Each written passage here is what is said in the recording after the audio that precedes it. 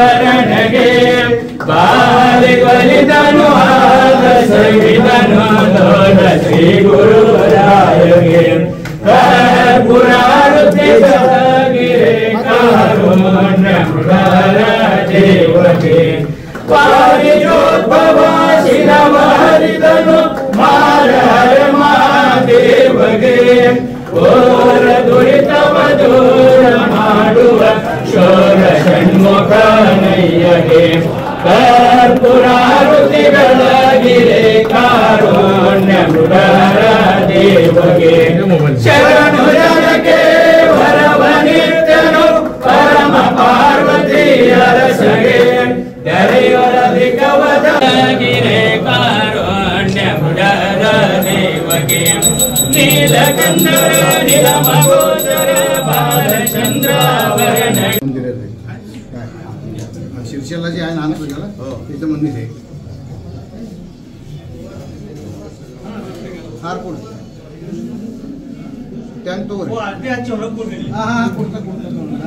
छत्रपती शिवाजी महाराज की जय जय भवानी जय शिवाजी भद्रम कर्णे विष्णुयाम देवा भद्रम पश्येमास्तिरेरंगो वा सुष्टो नवे विषेम देव आरती अजून तर इकडे वर घे आरती अजून इकडे बोलून तिकडे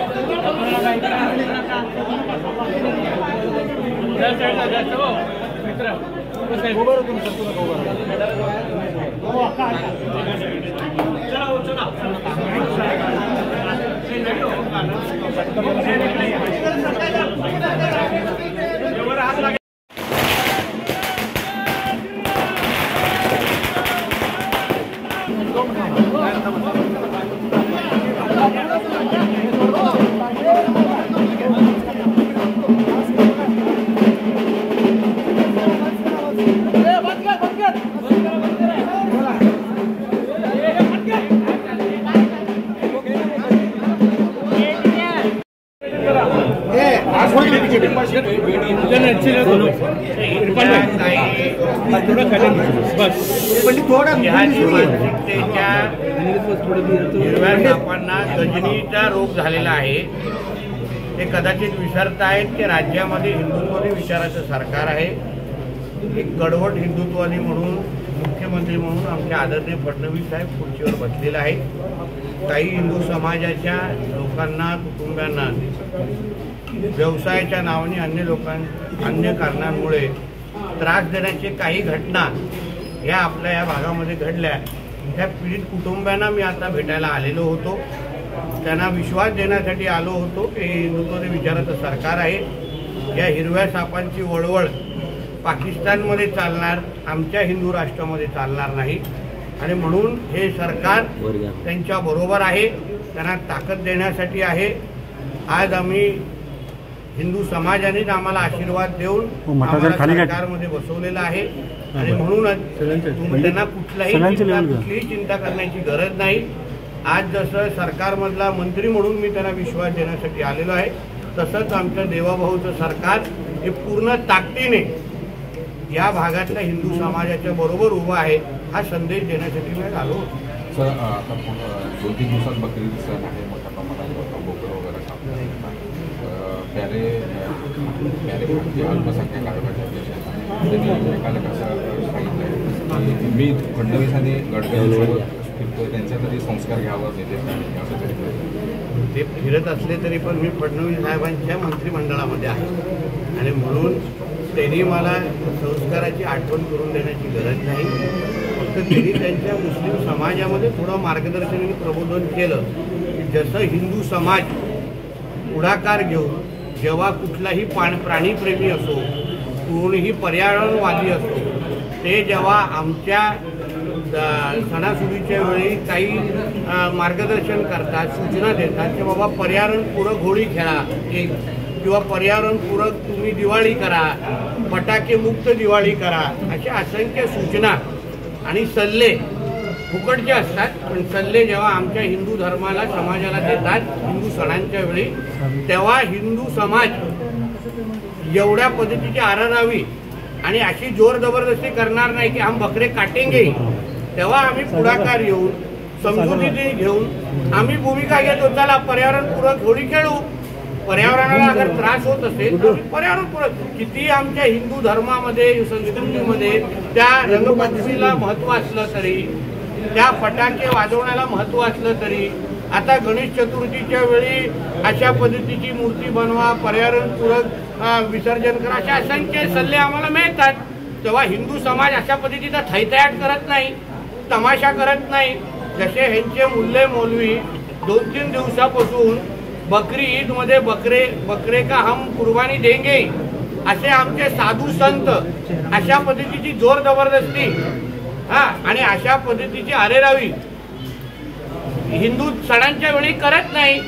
म्हणून हे जे कोण प्यारे खान किंवा नावाचे जे व्यक्ती आहेत त्यांनी त्यांच्या जे जबाबदार पदावरच आहेत, किंबहुना त्यांच्या धर्मामधले जे काही जबाबदार मुल्ले मौलवी जे कोण असतील त्यांना त्यांच्या धर्मामध्ये एक पर्यावरणपूरक बकरी ईद साजरी करू.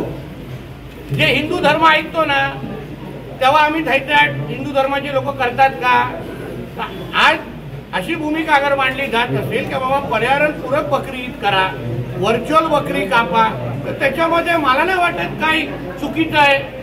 उलट हिंदू धर्मामध्ये आज बकरी ईदच्या निमित्ताने जो अस्वस्थपणा आलेला आहे त्या आमच्या राहत्या घराच्या परिसरामध्ये खुलेआम बकऱ्या कापल्या जाणार, त्याच्यामुळे दुर्गंधी पसरणार, म्हणून पशुला हानी होणार मोठ्या प्रमाणामध्ये. बकरे कापले, प्राणी कापले जाणार आहे. म्हणून अशा पद्धतीची भूमिका समजूतदारपणाची या जबाबदार लोकांनी घ्यावी, जेणेकरून आम्ही हिंदू धर्माच्या वेळी जसं सणाच्या वेळी जसं ऐकलं जातं होतं, उद्या आम्ही जबरदस्ती केली तर कितीही कोणी बोललं तरी आम्ही रंगपंचमी करणारच, आम्ही फटाके वाजवणारच. अशी जोर जबरदस्ती हिंदू धर्माने केली तर चालणार का? संख्येने हिंदू धर्म फार मोठा आहे आणि आज मोरोक्को सारखा मुसलमान देश जिथे इस्लाम आहे, जिथे 99% मुसलमान राहतात, मोरोक्को, तिथे ह्या वर्षी ठरवलं गेलंय की आम्ही बकरीच्या वेळी बकरी कापणार नाही. हे एका इस्लाम राष्ट्राने ठरवलेलं आहे. जिथे ते 99% आहे, इथे तर मोजून 10-12% आहे.